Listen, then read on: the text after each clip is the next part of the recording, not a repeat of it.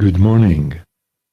This is Samuel Jacob Kirschner, voice of the Breeze, at our Friday morning Google Meditation Hangout. That's a mouthful.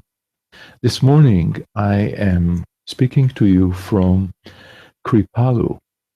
This is in the beautiful Berkshires in Massachusetts, where I came last night to do a presentation and for about 100 people, part of a teacher's training that my colleagues, Dr. Richard Brown and Dr. Patricia Gerbark, are conducting yearly here. This is my fifth time in Kripalu doing this particular evening, and it's become a very special part of my summer to take the bus from New York, a good, luxurious bus, Peter Pan, and to arrive here in the afternoon. Same driver, by the way, 5 years. And to come to this amazingly beautiful scenery, which this morning when I went out for a walk, I got to some place that really felt like heaven, like the Garden of Eden. So Dr. Brown is going to join me momentarily, but until he joins me, I just thought I would give a little background to both this particular broadcast this morning and to this occasion of having Dr. Brown with me.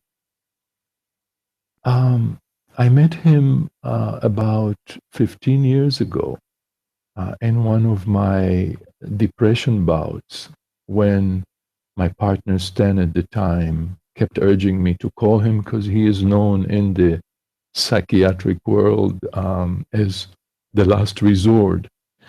And I was so reluctant to call him because I've seen a couple of psychiatrists and I didn't get any much relief from them, and nothing personal. And so I was reluctant to call him, and then I did. And he answered the phone, which is, when you know Dr. Brown and how busy he is, that was very rare. He answered the phone and he stayed on the phone with me for about 20 minutes. And I felt just so heard by him. I felt such compassion at a time that I couldn't feel much of anything. And he actually referred me to a course training in breathing with an organization called The Art of Living. And kicking and screaming and resisting, I went and took it. And this was around Thanksgiving. And I started to do this particular breathing called Sudarshan Kriya. And I did it for about a month. And on, this is 2002, on Christmas Eve, I woke up free of depression. And so, in a sense, this was my real big introduction to the possibilities of breathing, particularly when it relates to mental illness. And since then, I've developed my own practice, the Breeze, and I stay always in touch with Dr. Brown. And we have gone last year to the Sudan, South Sudan, to work with refugees there. And we are going in October to work in Berlin and perhaps in Greece as well with refugees, Middle Eastern refugees. So I have a very special place in my heart for Dr. Richard Brown and the relationship with him and what he represents. But until he shows up, I just want to say what I focused on last night at the presentation here in Kripalu. My mantra is breathe love. There is a way in which I feel that the breath in by itself is unconditional love. And all we have to do is tap into it. And so That's what I've been doing for many years, many years, maybe 7 years consciously, but really many more years unconsciously. And last night at the presentation, there was a psychiatrist from Japan who shared at the end of the presentation, and he said, "You know, I have been working on love and on breathing separately. And this is the first time that I get the connection between love and the breath." And that was so sweet. And there were other people who also um, remarked about how it was the first time that they made that connection between the breath and unconditional love. So it was really a lovely presentation. And one of the highlights was I was playing a video from last year's work with Dr. Brown in the South Sudan. And people also remarked how connected they could feel to the people in South Sudan, which mostly comprised of refugees, of mental patients, and the staff that was treating them with no separation. And so the people here in Kripalu were saying how connected they felt to the people in South Sudan and how much of it was happening through the dance, through the breathing, and the simple joy that we are all born with, the joy of being alive, that it's such an amazing thing to tap into, especially, especially when we are going through challenges, especially at times like this, where I think we need all our good, positive resources to deal with what's coming at us, stress wise, and also a lot of anticipatory anxiety about what's going to be, whether it's the elections or just the state of the world seems to be so out of hand. I don't know if it ever was at hand, but yeah, I mean, when I'm thinking of the 20th century, I don't think it was a picnic. In the 20th century, there have, I think they say that about 30 million people were killed. But there is something to the 21st century that is, it's a little different. I think it's all in our face because of technology. We get to hear the gory details of this bombing in Korea and that terror attack in the south of France. And I think it does something to our psyche. And I really believe that having a personal practice, a spiritual practice that you can always come back to and feel safety within and not depend on when is the world ever going to be safe. I don't know if this is something that is about to happen anytime soon.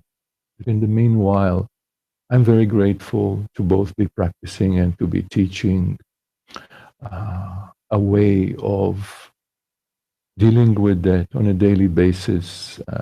For me, it's 24 hours a day, 7 days a week, because I can't afford to allow fear and anxiety and depression into my life.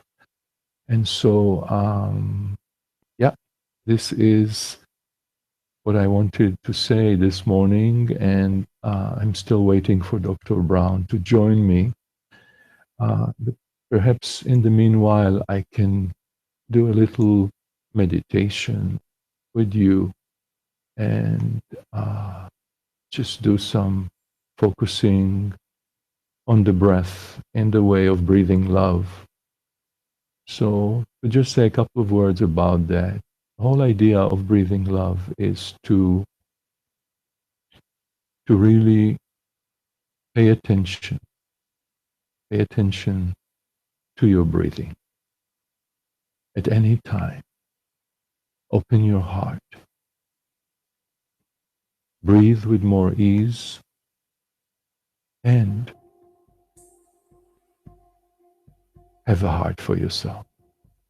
Have compassion for yourself. No matter what is happening, you always deserve to have compassion for yourself. And when you can have compassion for yourself, you can have compassion for others. And it is authentic, not codependent. It's interdependent. So please pay attention to your breathing right now. And paying attention in Hebrew really translates to placing the heart. So notice on your inhale and on the exhale if there is any struggle with your breathing.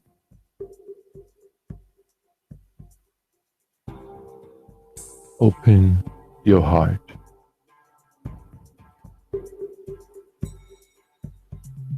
Breathe with more ease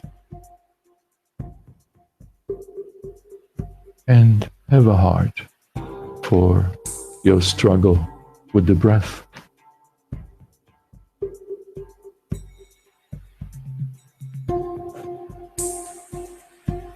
Continuing to pay attention.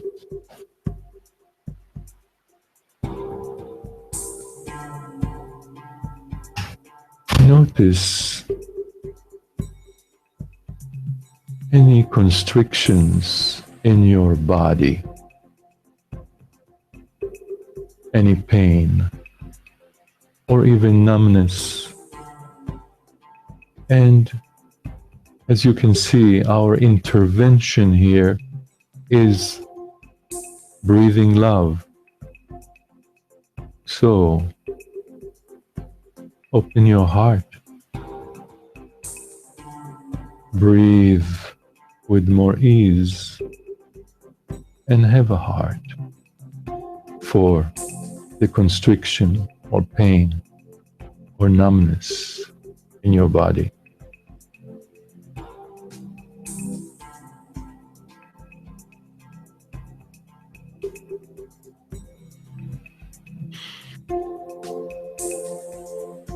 Continuing to pay attention.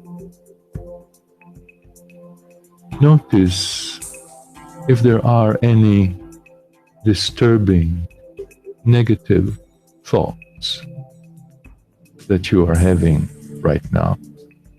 In a sense, we want to invite them out so we can breathe love into them. And if you notice such a negative, constricted, rigid, fearful thought,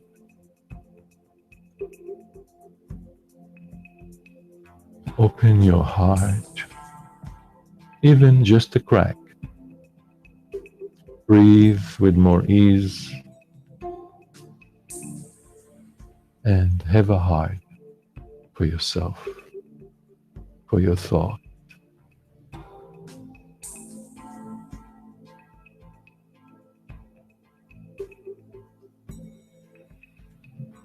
And continuing to pay attention,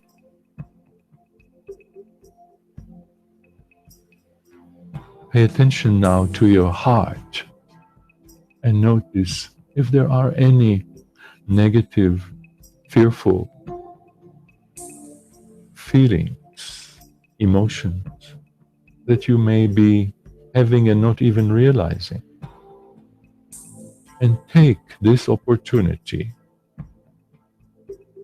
to open your heart, breathe with more ease, and have a heart, have compassion for your negative feeling, be it fear, sadness, shame, embarrassment, guilt, and take care of yourself. I believe that this is really taking care of ourselves. We are such a multifaceted system of energy and emotional, mental energy that is almost on a automatic default way, can have such harmful effects on us, on the quality of our lives, but also on our performance, on our attitude, on our thinking. You can't really think clearly when you are distracted with deep guilt, shame, anger. So, this is a way of clearing it. This is a way of rewiring our brain from fear to love. So, there is a frequency that when we do this kind of work, when we do this meditation, there's a frequency that we tap into.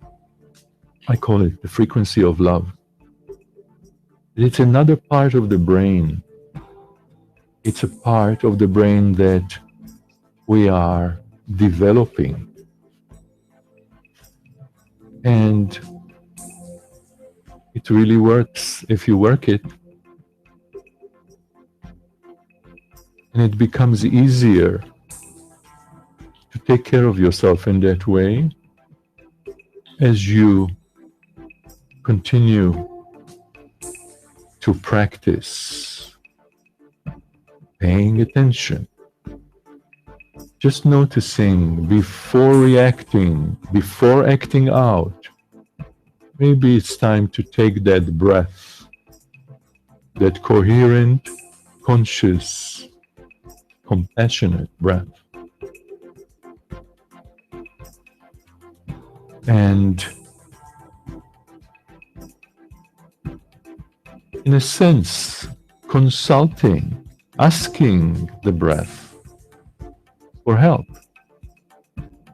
You know, the whole idea of take a deep breath that people seem to say to each other when somebody is upset or anxious or distraught. It's a wonderful suggestion, but when you're all revved up, tightened, and anxious, and the hormones, the adrenaline and the cortisol are running, to take a deep breath is almost an oxymoron. That's why we love the idea of breathing with ease. Also, don't try to inhale. The first thing that you want to say to somebody who just fell and is all shocked. Don't take a deep breath. Exhale. Exhale with ease. When you exhale, you have more room to inhale.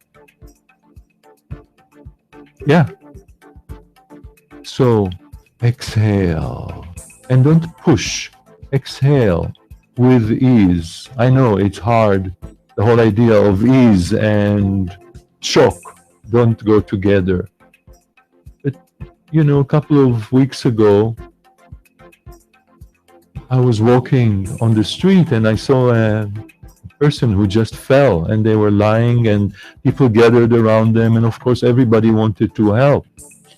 But there was also a sense of fear.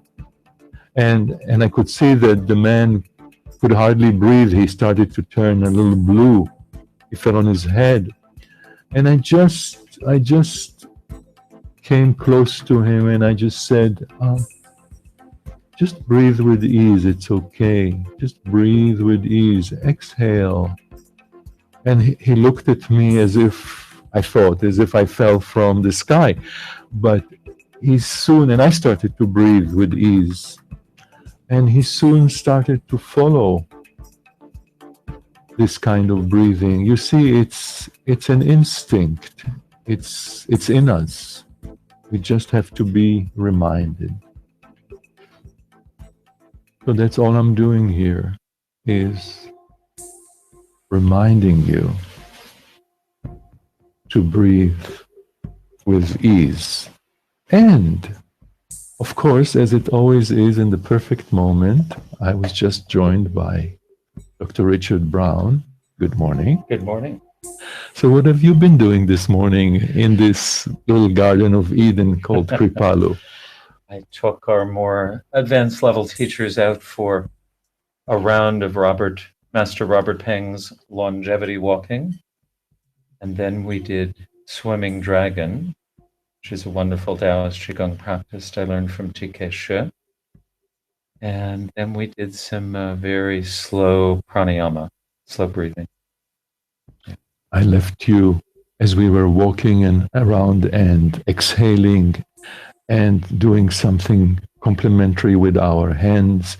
And of course, when we were walking through the reception, I thought, what must these people think of us? Then I realized they see things like this here all the time.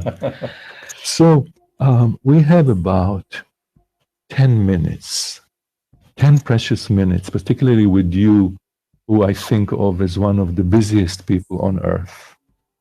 But at the same time, I also really appreciate how, in the midst of all this busyness, and some of us really have some very, very important work to do, and you are definitely one of the people I think of as doing some very, very important work in the world.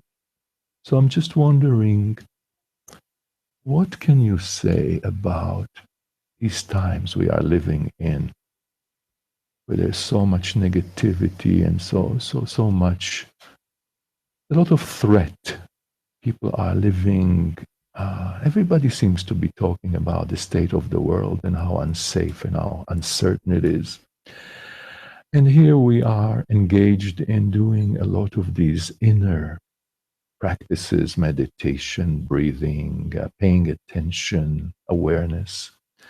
How does that correlate? How does that work? Mm-hmm. Aren't we just being self-centered, like kind of in denial, just going into our own little sphere and just taking care of our little selves and ignoring and denying? Please speak up, because I'm picking you through this mic. Okay. For me, what's so amazing is at any epoch of humanity in their evolution, it's our minds which create the greatest stress on us. So we may think we have the greatest stress of all. We just have different stresses. And actually, we're so much better off than people have been for most of our evolution. And it's actually, you can objectively show it is more peaceful in the world than it has ever been. Now, whether that will continue to be the same, I don't know. But the thing is, we're now hooked on the entertainment industry, which relies on the tendency of our mind to want variety, stimulation, and to attach to negative things. And the fact is we are much better off. I think one of the fascinating reality shows I occasionally watch is called Naked and Afraid. So a man and a woman are put in some godforsaken part of the earth where it's hard to find pure water. It's hard to make a fire. It's hard to find anything to eat to sustain yourself. And they have to be there for 21 days. But most of them don't get that the biggest problem is their minds are in their way. If they harmonize with the environment, and if the man and woman work together, each utilizing their special talents, it goes so much better. And occasionally there are times where they do that, but a lot of the time they barely survive, or they have to be medically evacuated out. And it's because of the mind. And for me, what I see is the expectations I grew up with, and that so many people grew up with, they no longer hold. Things are changing so rapidly, and almost like the opposite of what people were taught to expect as children. I think there's a much more rapid change than ever before in most of humanity's evolution. And so for me, I go back to the wisdom of the more I am still inside, then what I need comes to me and activity swirls around me. And I don't accomplish any of the things I do in a sense, except to become still. Because then everything just flows from that. And for me, what happens is so many wonderful people appear in my life and we work together as teams. And that's one of the things, as you show in the Hopi elders' messages, it's no longer the time of the lone wolf. We're working together in teams with many special talents coming together to do things. So when we go to Sudan, each of us contributes something special, and each person there is contributing something special in their own way, and it's like an amazing tapestry. So you just mentioned our work in South Sudan, and we're about to go in October to Berlin and perhaps to Greece to work with Syrian refugees or Middle Eastern refugees.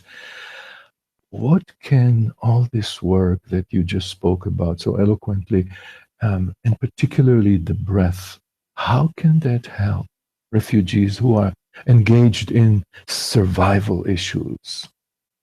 You know, when we're engaged in survival, or the way most of us live our lives, our mind is so involved with the outer world and assessing whether this person or thing is going to make you feel good or bad. Is it going to make me feel good or is it going to hurt me or kill me? And your mind becomes so scattered and scanning.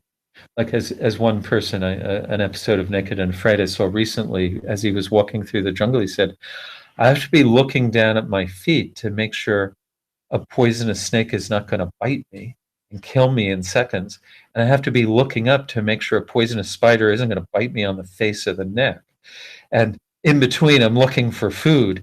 And your mind is scanning, scanning, scanning up and down, and never really attaching and getting caught by any one thing unless it's crucial for your survival at that moment. Uh, but the problem with that is it creates so much stress inside us, and we're not in touch with our inner world. And you need to be aware of the outer world, but anchored in your inner world. And the breath is that link, always keeps you anchored in the inner world.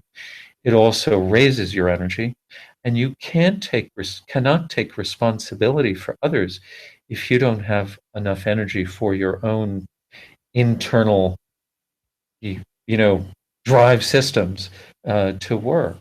So the breath is the key. And the other thing that I learned from Qigong teachers is the breath balances the masculine and feminine, the yin and yang qualities inside us. And when that balance happens, what the research is showing is everything in your brain, your body, your emotions works best.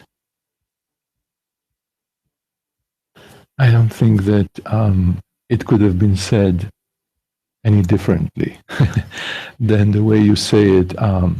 And I want to take this opportunity again and to express to you how grateful I am. And I know I represent many people's voices for the work that you're doing, for the grounds-breaking work in the field of psychiatry and the contribution that you're making in the world. It's really an amazing example of how we can contribute so much, so much more than we think we do.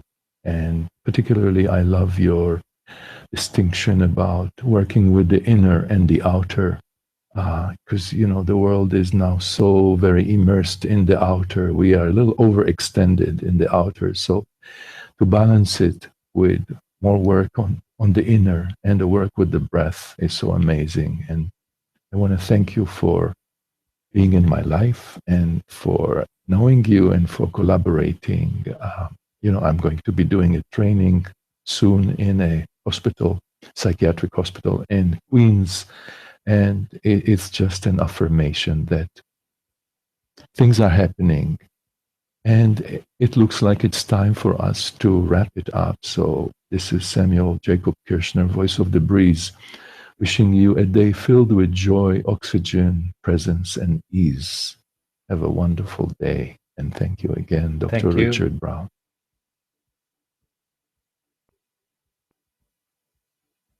Now,